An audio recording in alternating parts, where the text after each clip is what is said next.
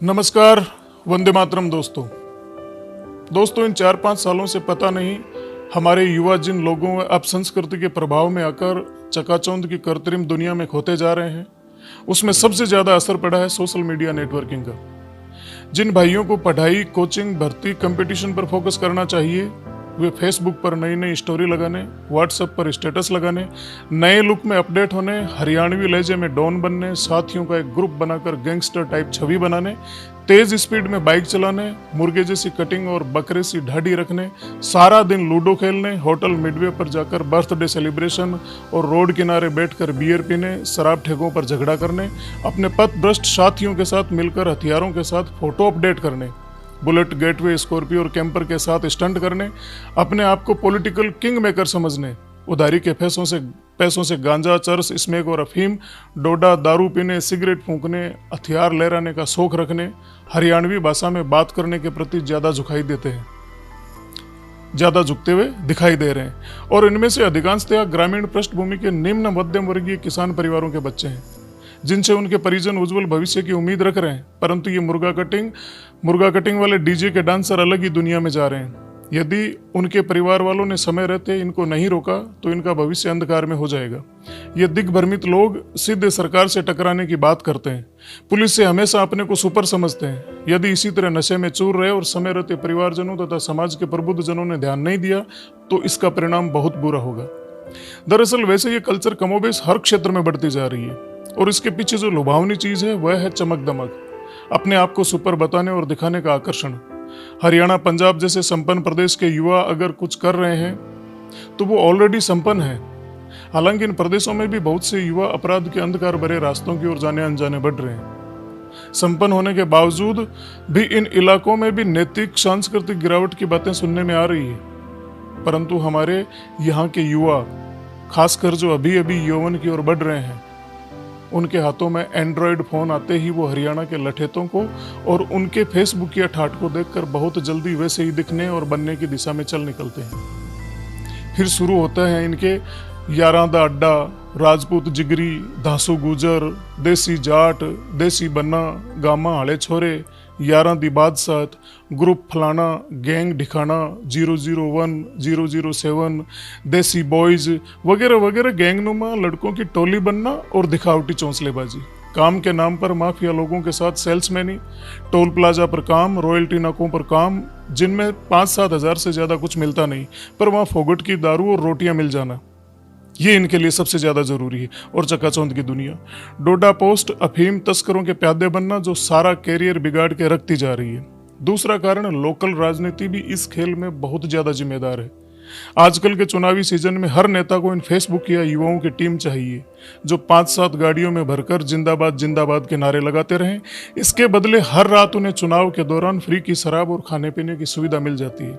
ऐसे माहौल में यह नासमझ उन नेताओं को अपना गॉडफादर समझने लग जाते हैं और नेताजी का भविष्य तो सुरक्षित हो जाता है, पर इनका खुद का भविष्य चौपट हो जाता है। तीसरी बात यहाँ आती है, वो है परिवार व समाज की अनदेखी और निष्क्रियता। आज समाज और परिवारों में इतना विखंडन बढ़ गया कि अगर पता भी चल जाता है कि कोई गलत दिशा में जा रहा है तो भी हम कोई कदम नहीं उठा पाते। इसका एक कारण बुरा बनने से बचने की भावना भी है। पहले गांव में कोई बदमाशी करता तो उसे गांव के दूसरे लोग ही टोक देते थे, पर अब कोई किसी को नहीं टोकता, और टोके भी कैसे, बेचारे की उसी की बेइज्जती कर देते हैं। परिवार वालों की सुनते नहीं, ऐसे में कोई भी कुएं में पड़े और भाड़ में जाए कि मनोवृत्ति धीरे धीरे जड़ें मजबूत करती जा रही है। इस प्रकार के भटके जीव हो जाते हैं अविवेकी और कुंठित। गुस्सा इनके नाक पर, कोई कुछ बोल दे तो मरने मारने को तैयार, शौक पूरे करने के लिए हर हद तक ये जाने को तैयार हो जाते हैं। बढ़ते नशे के प्रचलन, अवैध हथियारों के शौक, इश्कबाजी और गैंग्स प्रवृत्ति ने बहुत से युवाओं को बर्बादी की ओर धकेल दिया है।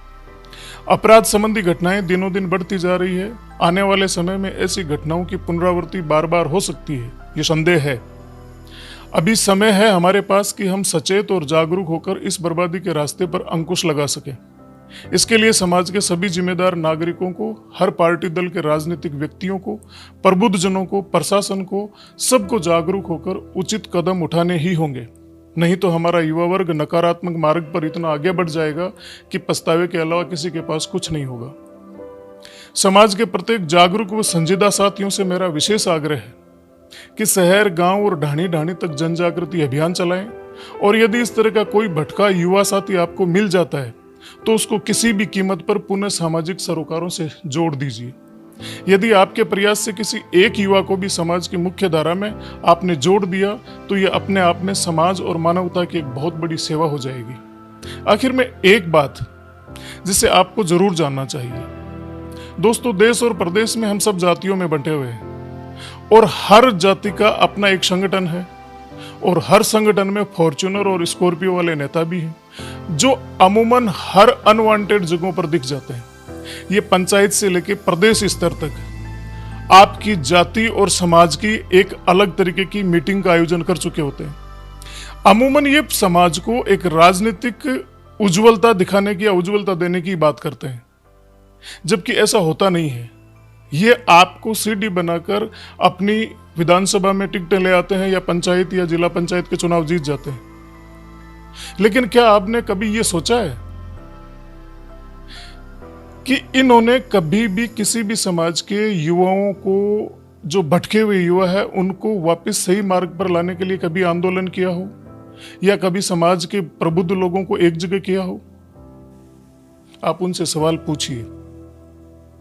अपने जाति समाज के जो नेता बने हुए हैं उन नेताओं से ये पूछिए जरूर कि समाज को राजनीतिक उच्चता देने के साथ साथ समाज के जो युवा जेलों में बंद है, जो गलत कर्मों की वजह से आज कानून से मारे मारे भाग रहे हैं, उनके लिए आपके विचार, आपके मन में किस तरीके के विचार है और किस तरीके का विजन है। देश का युवा, हर जाति का युवा इस देश के लिए संपत्ति है। समय रहते इस संपत्ति के लिए अपने कदमों को सही दिशा में बढ़ाइए। कहीं ऐसा ना हो कि सोचते विचारते बहुत देर हो जाए। आप सोचिए जरूर और अपने अपने नेता से पूछिए जरूर। नमस्कार, वंदे मातरम साथियों।